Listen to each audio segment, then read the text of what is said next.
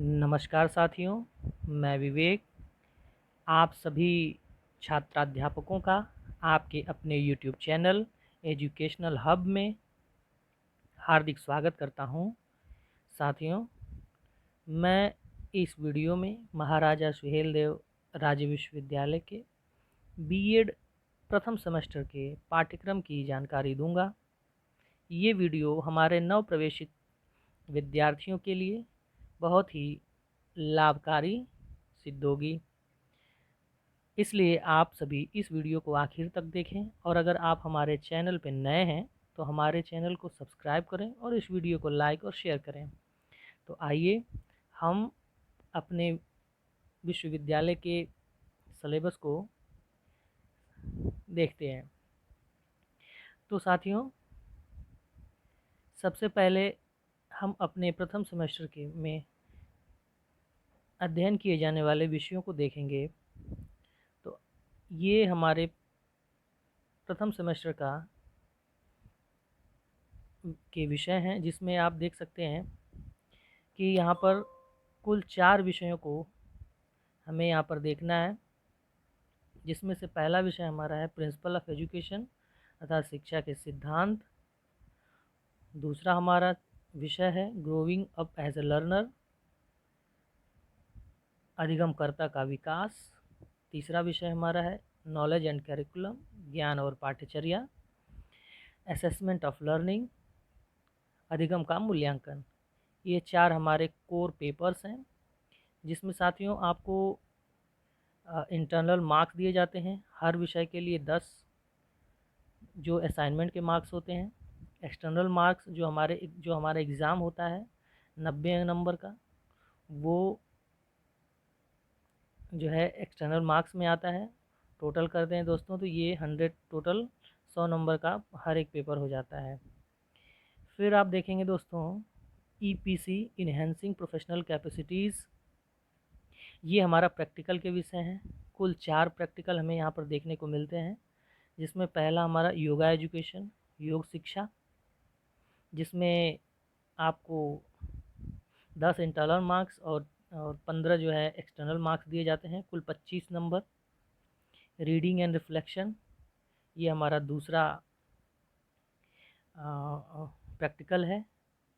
इसमें भी 10 number internal और 15 नंबर एक्सटर्नल दिए जाते हैं। तीसरा हमारा आर्ट एंड एस्थेटिक्स है, कला और सौंदर्य शास्त्र। इसमें भी 10 नंबर इंटरनल और 15 नंबर एक्सटर्नल मार्क्स दिए जाते हैं दोस्तों। और हमारा चौथा जो है वो इंटर्नशिप है। चौथा प्रैक्टिकल हमारा इंटर्नशिप होता है, जिसमें 1 हफ्ते का प्रोजेक्ट प्रिपरेशन का प्रोग्राम रखा जाता है, जो कि इन्वायरमेंटल डिग्रेडेशन, पर्यावरणीय समस्याओं से संबंधित होता है। इसके लिए भी 10 नंबर इंटरनल और 15 नंबर एक्सटर्नल, टोटल 25 मार्क्स दिए जाते हैं। इस तरह से कुल अगर फर्स्ट सेमेस्टर में कुल नंबरों को देखा जाए तो कुल 500 नंबर का हमारा ये फर्स्ट सेमेस्टर होता है दोस्तों। अब इसमें जो है आगे हम सभी अपने जो भी कोर पेपर्स हैं उन सभी पेपर्स को के सिलेबस को एक बार हम देख लेते हैं। तो आइए, सबसे पहला जो हमारा विषय है प्रिंसिपल ऑफ एजुकेशन। साथियों देखिए, इसमें कुल 4 यूनिट्स हैं। 4 यूनिट्स में पहली यूनिट जो हमारी है इंट्रोडक्शन ऑफ एजुकेशन अर्थात शिक्षा से परिचय, जिसमें पहला चैप्टर हमारा एजुकेशन और उसका कॉन्सेप्ट और उसका अर्थ है ना, एजुकेशन का संप्रत्यय और उसका अर्थ। ये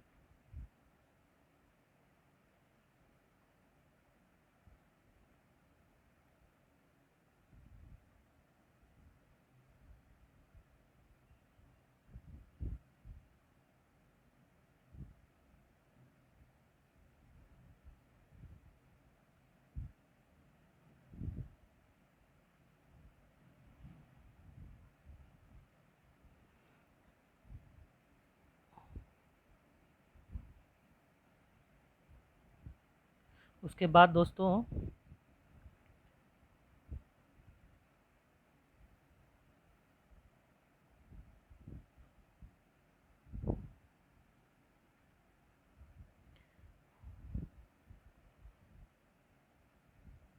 उसके बाद हम देखते हैं यहाँ पे हमारा जो दूसरा चैप्टर है education, it it's nature and definitions. और एजुकेशन की प्रकृति और इसकी परिभाषाएं। उसके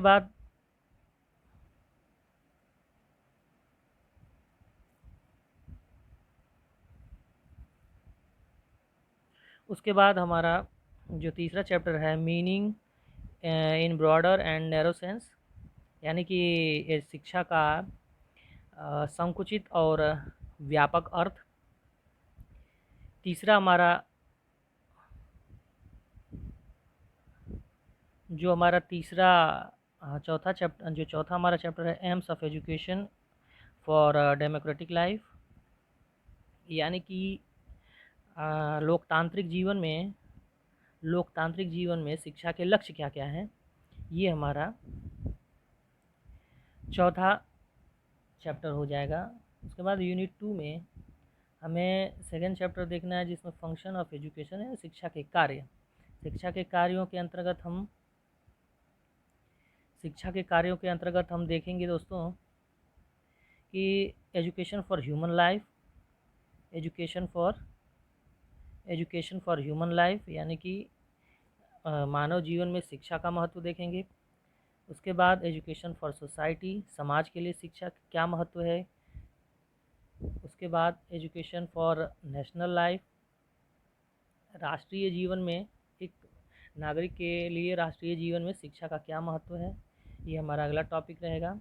और पहले यूनिट का जो आखिरी टॉपिक रहेगा दोस्तों वो एजुकेशन इन वर्ल्ड कॉन्टेक्स्ट, अर्थात विश्व के संदर्भ में शिक्षा का क्या महत्व होगा। इसे हम पहले यूनिट के आखिरी टॉपिक के रूप में पढ़ेंगे। इसके बाद हम सेकेंड यूनिट की ओर चलते हैं और सेकेंड यूनिट में दोस्तों हम देखेंगे एजेंसीज ऑफ एजुकेशन, अर्थात शिक्षा के अभिकरण कौन कौन से हैं।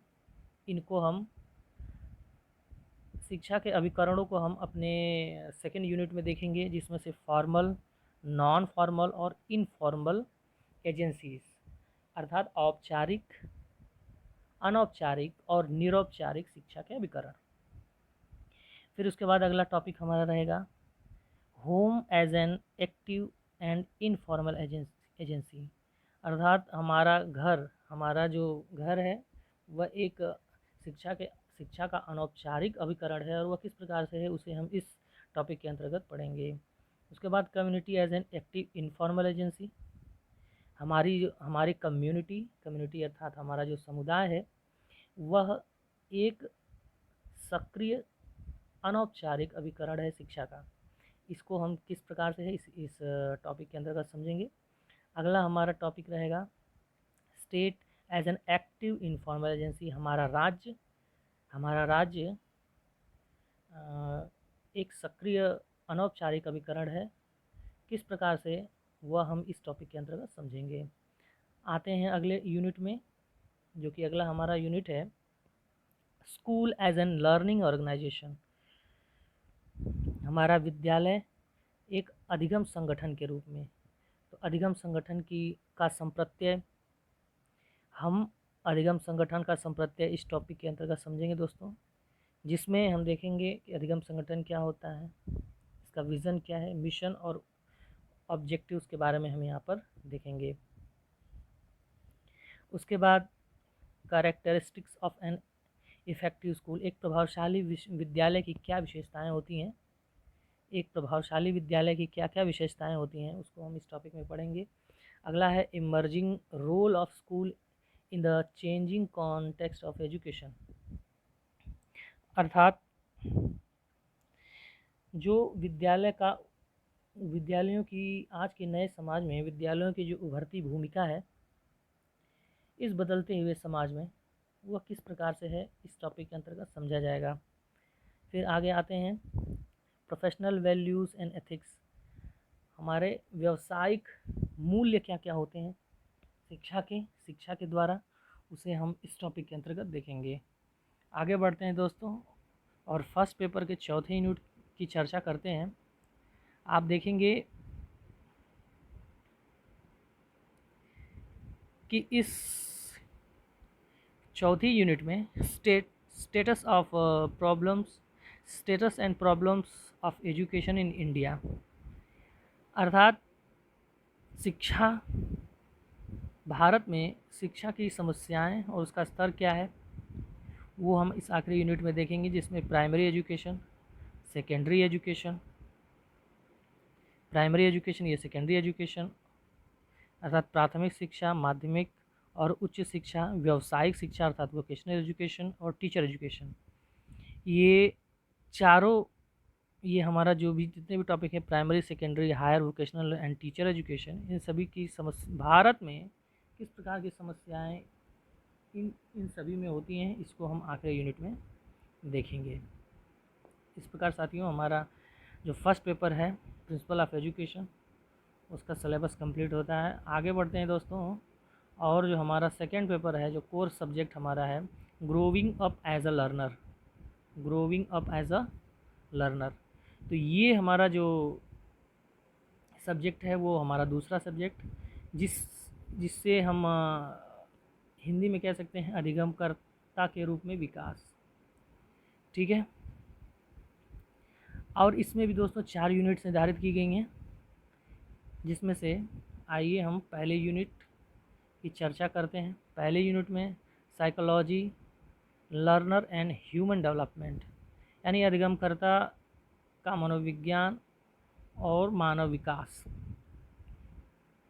इसके अंतर्गत हम educational psychology, first topic educational psychology, शिक्षा मनोविज्ञान में देखेंगे शिक्षा मनोविज्ञान का अर्थ, क्षेत्र, scope and it's relevance for teacher, शिक्षकों के लिए किस प्रकार से संबंधित है, टीचिंग यानी शिक्षण के लिए, और लर्निंग और अधिगम के लिए। इसके बाद साथियों अगला हमारा टॉपिक रहेगा growth and development, growth and development यानी वृद्धि और विकास। अगला हमारा टॉपिक रहेगा वृद्धि और विकास। वृद्धि और विकास का अर्थ, सिद्धांत, नीड्स यानी उसकी आवश्यकताएं, इम्पोर्टेंस अर्थात इसका महत्व, स्टेजेस ऑफ डेवलपमेंट, ये यानी कि विकास के जो स्तर हैं, एंड इट्स कैरेक्टरिस्टिक्स और इसकी विशेषताएं।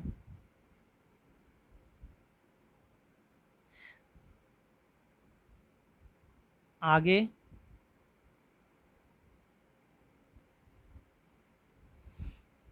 Teacher in facilitator of growth and development of child, एक शिक्षक किसी बालक के विकास में किस प्रकार से सहायक होता है उसको हम ये देखेंगे। डायमेंशंस ऑफ इंडिविजुअल डेवलपमेंट है ना, तो इस विषय इसके अंतर्गत किसी जो एक व्यक्ति के विकास से संबंधित जो भी है, इसमें हम देखेंगे फिजिकल, सोशल यानी सामाजिक, इमोशनल संवेगात्मक, मोरल नैतिक, कॉग्निटिव डेवलपमेंट संज्ञानात्मक विकास, थ्योरी ऑफ कॉग्निटिव डेवलपमेंट और संज्ञानात्मक विकास से संबंधित सिद्धांत, जीन पियाजे का सिद्धांत हम इसमें देखेंगे।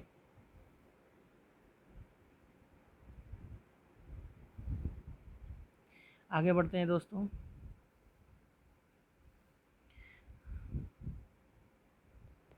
हमारी दूसरी यूनिट की तरफ। दूसरे यूनिट में हम लर्निंग एंड मोटिवेशन अर्थात अधिगम और अभिप्रेरणा से संबंध को देखेंगे। अधिगम और अभिप्रेरणा का क्या संबंध है, इससे संबंधित टॉपिक्स का अध्ययन करेंगे, जिसमें पहला टॉपिक हमारा है concept and theories of learning and it's implication, अर्थात शिक्षण और अधिगम से संबंधित संप्रत्यय और उसके सिद्धांत को देखेंगे, जिसमें हम थॉर्नडाइक, पावलोव, कोहलर, स्किनर और कॉर्ट लेविन के सिद्धांत को देखेंगे। उसके बाद अगला जो हमारा टॉपिक आएगा फैक्टर्स ऑफ अफेक्टिंग लर्निंग, अर्थात अधिगम को प्रभावित करने वाले कौन कौन से कारक हैं उनको हम देखेंगे। अगला हमारा टॉपिक रहेगा मोटिवेशन अर्थात अभिप्रेरणा। अगला हमारा टॉपिक है अभिप्रेरणा। अभिप्रेरणा का अर्थ, तकनीक और अभिप्रेरणा को बढ़ाने के लिए कौन कौन सी तकनीकें उपयोग की जाती हैं उसको हम देखेंगे।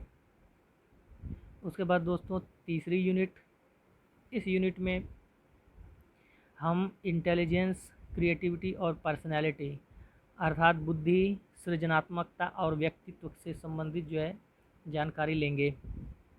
इसमें सबसे पहला जो टॉपिक हम देखेंगे इंटेलिजेंस। इंटेलिजेंस अर्थात बुद्धि, बुद्धि का अर्थ, उसकी प्रकृति, प्रकार और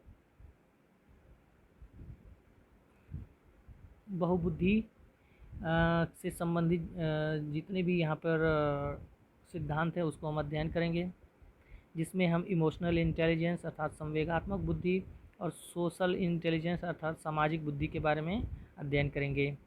दोस्तों अगला हमारा टॉपिक रहेगा थ्योरीज ऑफ इंटेलिजेंस अर्थात शिक्षक थ्योरीज ऑफ इंटेलिजेंस। इसमें हम देखेंगे बुद्धि के सिद्धांत। बुद्धि के सिद्धांत के अंतर्गत टू फैक्टर द्विकारकीय सिद्धांत, मल्टी फैक्टर बहुकारकीय सिद्धांत, ग्रुप फैक्टर समूह कारकीय सिद्धांत और 3 डायमेंशनल गिलफोर्ड मॉडल, गिलफोर्ड का त्रिआयामी बुद्धि का सिद्धांत देखेंगे। उसके बाद अगला हमारा टॉपिक है मेजरमेंट ऑफ इंटेलिजेंस यानी बुद्धि का मापन। बुद्धि के मापन से संबंधित चीज़ों को हम अध्ययन करेंगे। उसके बाद अगला टॉपिक आता है हमारा क्रिएटिविटी अर्थात सृजनात्मकता। सृजनात्मकता का अर्थ, प्रकृति, मेजरमेंट मापन, टेक्निक्स ऑफ फस्टेरिंग क्रिएटिविटी यानी कि सृजनात्मकता को बढ़ाने के लिए तकनीकें। उसके बाद दोस्तों concept, dimensions, theories of personality अर्थात व्यक्तित्व का जो संप्रत्यय है उसके क्षेत्र हैं, सिद्धांत हैं, इसको हम देखेंगे, जिसमें से साइको एनालिटिकल थ्योरी को देखेंगे। Psycho analytical theory, triad theory और टाइप थ्योरी, इन 3 थ्योरीज जो कि व्यक्तित्व से संबंधित है इसको देखा जाएगा। उसके बाद दोस्तों अगला हमारा जो टॉपिक है वो मेजरमेंट ऑफ पर्सनालिटी, व्यक्तित्व का मापन, जिसमें हम व्यक्तित्व के मापन से संबंधित जो प्रोजेक्टिव टेक्निक्स अर्थात प्रक्षेपीय विधियां हैं उसको देखेंगे। और सेकंड पेपर का आखिरी यूनिट, इसमें हम individual difference and mental health को देखेंगे, वैयक्तिक विभिन्नता और मानसिक स्वास्थ्य। इसमें इंडिविजुअल डिफरेंस यानी वैयक्तिक विभिन्नता का कॉन्सेप्ट, संप्रत्यय और उसकी प्रकृति। अगला टॉपिक हमारा concept and factors affecting mental health, हमारे मानसिक स्वास्थ्य का संप्रत्यय और उसको प्रभावित करने वाले कारकों के बारे में, और ways of improving mental health, मानसिक स्वास्थ्य को इम्प्रूव करने के लिए जो भी तरीके हैं उसको देखेंगे हम। उसके बाद दोस्तों अगला टॉपिक हमारा है adjustment and ways for reducing मैलाडजस्टमेंट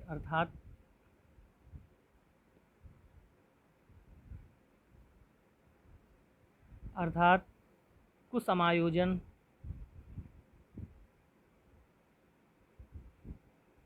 और समायोजन, इन दोनों में कुसमायोजन को कम करने के लिए जो तरीके हैं उसके बारे में अध्ययन हम करेंगे।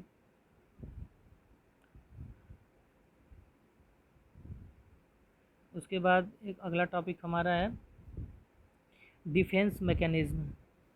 तो इस प्रकार हम अपने कोर विषयों के 2 पेपर्स के बारे में हमने देख लिया। अब आते हैं हमारा बीएड के फर्स्ट सेमेस्टर का जो तीसरा कोर सब्जेक्ट है नॉलेज एंड कैरिकुलम, ज्ञान और पाठ्यचर्या। साथियों, ज्ञान और पाठ्यचर्या में जो सबसे पहली यूनिट है, इस यूनिट में हम फिलोसॉफिकल बेसिस ऑफ एजुकेशन यानी कि शिक्षा के दार्शनिक आधार के बारे में चर्चा करेंगे। शिक्षा के दार्शनिक आधार में फिलॉसफी ऑफ एजुकेशन अर्थात शिक्षा का दर्शन शास्त्र का कॉन्सेप्ट, स्कोप और नीड, संप्रत्येक क्षेत्र और उसकी आवश्यकताएं। उसके बाद दोस्तों relationship between philosophy and education, शिक्षा और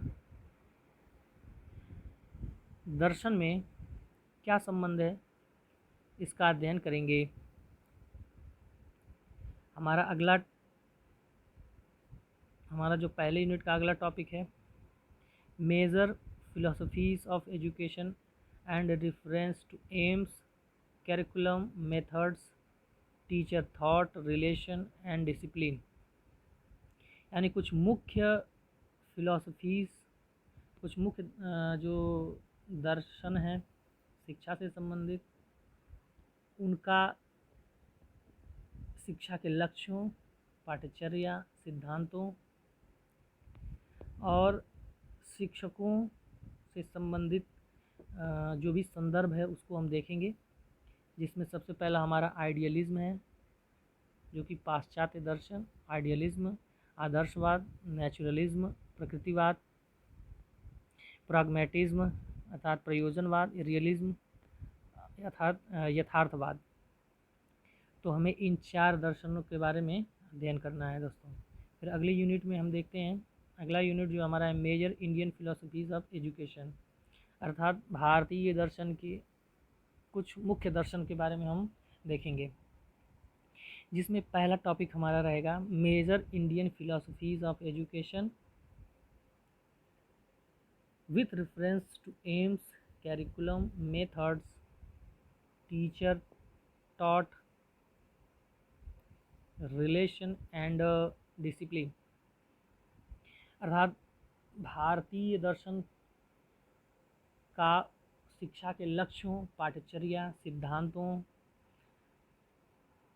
शिक्षक छात्र संबंध और अनुशासन के संदर्भ का अध्ययन करेंगे, जिसमें सबसे पहली दर्शन जो है वो वेदांत दर्शन, दूसरा हमारा बौद्ध दर्शन, तीसरा इस्लामिक दर्शन के बारे में हम अध्ययन करेंगे दोस्तों।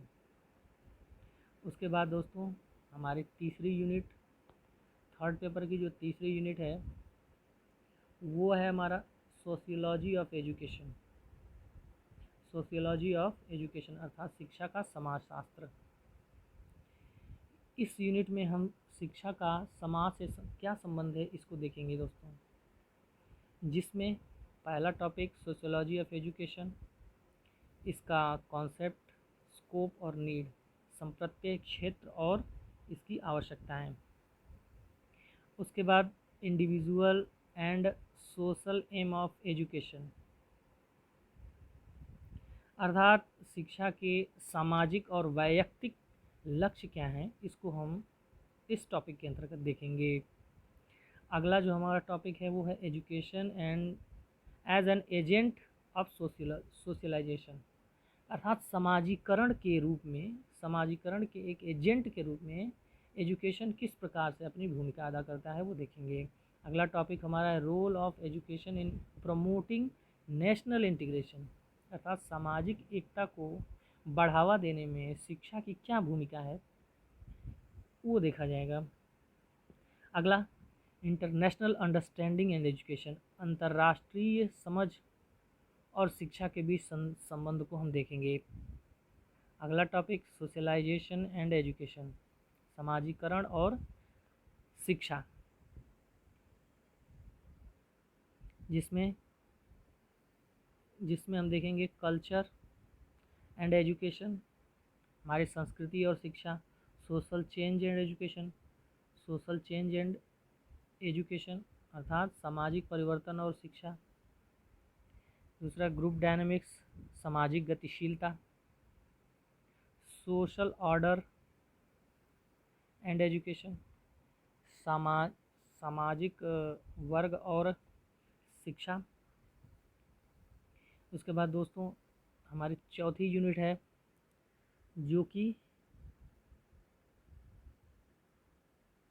जो कि conceptual framework of education, sorry इसमें जो है कॉन्सेप्चुअल फ्रेमवर्क ऑफ कैरिकुलम, यानी कि पाठ्यचर्या का संप्रत्यय।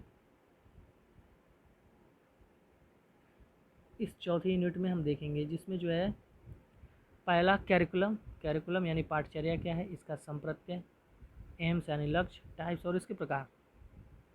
अगला topic principle of curriculum construction, अर्थात पाठ्यचर्या निर्माण के सिद्धांत। अगला topic characteristics of a good text book, एक अच्छी पाठ्यपुस्तक के क्या कैरेक्टरिस्टिक यानी लक्षण होते हैं, इसको हम देखेंगे। और हमारा चौथी यूनिट का जो लास्ट टॉपिक है दोस्तों, वो relationship between AIIMS of education and curriculum, शिक्षा के लक्ष्यों और पाठ्यचर्या में क्या संबंध है, इसको हम इस चौथी यूनिट के आखिरी टॉपिक में पढ़ेंगे। दोस्तों इस प्रकार हमारा थर्ड पेपर का जो सिलेबस है वो कंप्लीट होता है। उसके बाद आइए हमारा जो फोर्थ पेपर है असेसमेंट ऑफ लर्नर, अर्थात अधिगमकर्ता का मूल्यांकन। इस विषय के अंतर्गत हम विभिन्न प्रकार के शिक्षण और अधिगम के मूल्यांकनों को देखेंगे, जिसमें सबसे पहली यूनिट में concept of assessment, testing and evaluation, जिसमें मूल्यांकन का संप्रत्यय, असेसमेंट अर्थात मूल्यांकन, टेस्टिंग अर्थात परीक्षण, इवैल्यूएशन अर्थात मूल्यांकन यहाँ पर, ठीक है।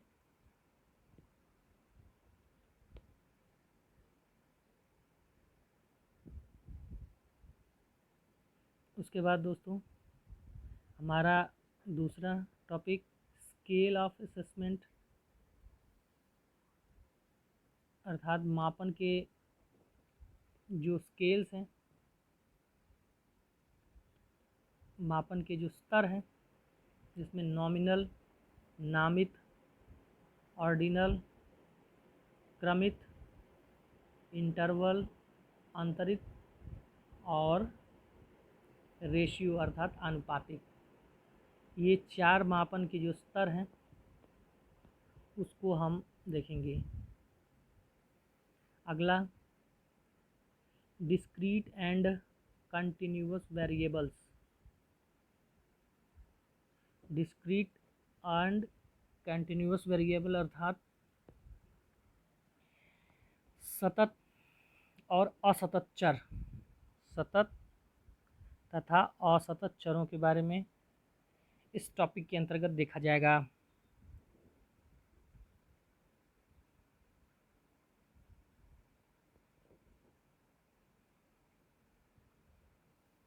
उसके बाद criterion and norms reference test. उसके बाद अगला टॉपिक क्वालिटीज़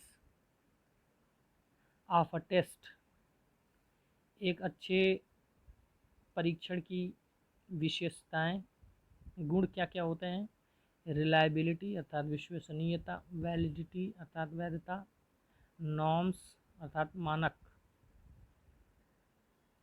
उसके बाद सेकेंड यूनिट, जिसमें हम देखेंगे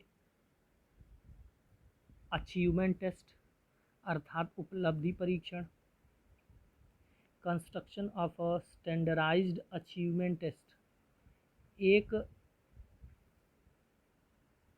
विशिष्टीकृत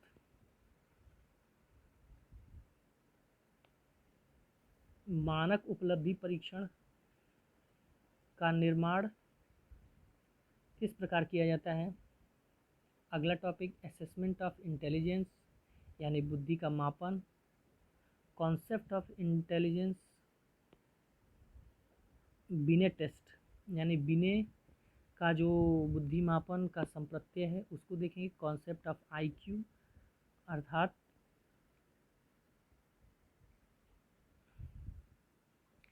आईक्यू का जो हमारा संप्रत्यय है उसको देखेंगे। उसके बाद दोस्तों individual and group test of intelligence, बुद्धि के जो वैयक्तिक और समूह परीक्षण किए जाते हैं उसको देखा जाएगा। अगला टेस्ट एडमिनिस्ट्रेशन एंड स्कोरिंग यानी कि परीक्षण का प्रशासन और स्कोरिंग किस प्रकार से की जाती है उसको देखेंगे। अगला टॉपिक हमारा असेसमेंट ऑफ पर्सनैलिटी यानी कि व्यक्तित्व का मापन किस प्रकार से किया जाता है और उससे संबंधित इंटरव्यू, सेल्फ रिपोर्ट इन्वेंटरीज,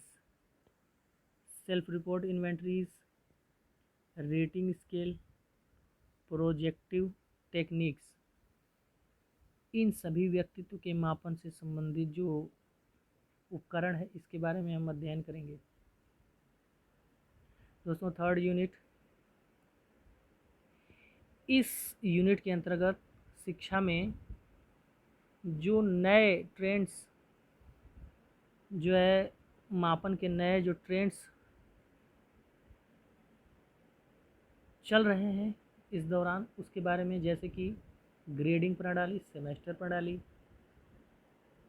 सतत व्यापक मूल्यांकन, कंटिन्यूअस इंटरनल असेसमेंट और क्वेश्चन बैंक, और उसके बाद use of computer and evaluation, मूल्यांकन में कंप्यूटर के उपयोग।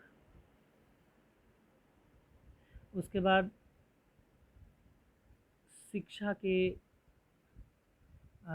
शिक्षा में जो एग्ज़ाम्स होते हैं, जो परीक्षाएं होती हैं, उसके लिए जो प्रयास किए गए हैं अलग अलग